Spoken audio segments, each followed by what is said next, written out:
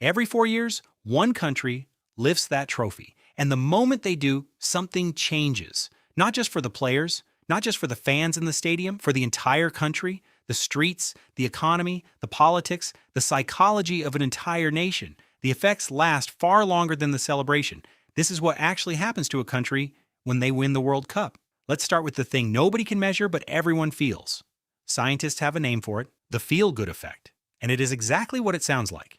Research on the 2006 German World Cup found willingness to spend almost doubled, from €4 to €10 per person, multiplied across 82 million people. €500 million of extra economic energy, €500 million from a feeling.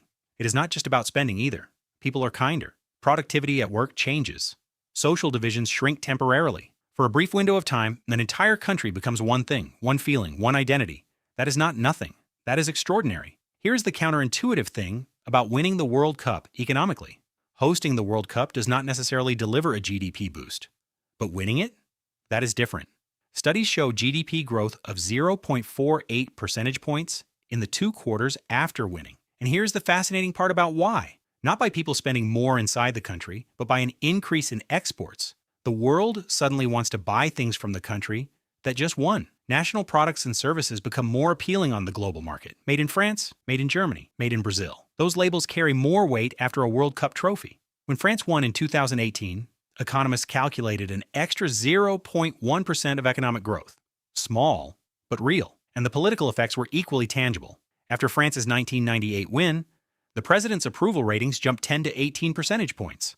A politician's popularity jumping nearly 20 points because a football team won a trophy. That is the power of this game. The deepest impact is not economic, it is identity. Think about what Argentina went through to win in 2022, 36 years without the trophy, economic collapses, political crises, financial disasters. And then that final in Qatar, the greatest final ever played, penalties, 3-3 after extra time. The scenes in Buenos Aires that night were not just celebration, they were release.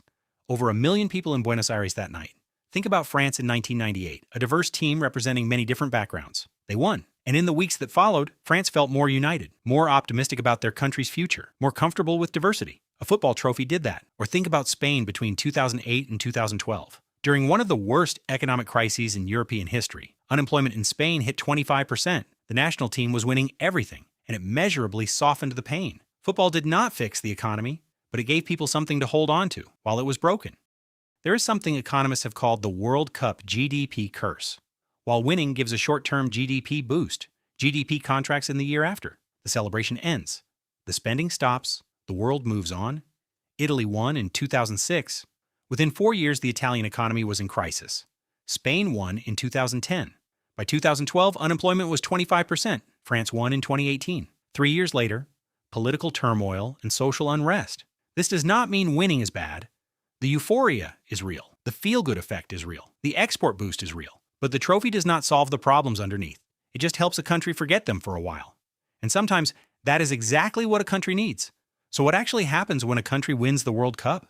The economy gets a small but real boost. Exports go up. Consumer confidence explodes. The leader gets more popular. The whole country feels happier, measurably, scientifically happier. National identity strengthens. Social divisions shrink. Strangers become family. And then the world moves on. And the problems come back. But for that moment, that extraordinary moment, an entire country becomes one thing. And if you have ever watched that happen, you already know. No economic report can measure what that actually feels like. Subscribe to First Touch. We are covering every single story of this tournament.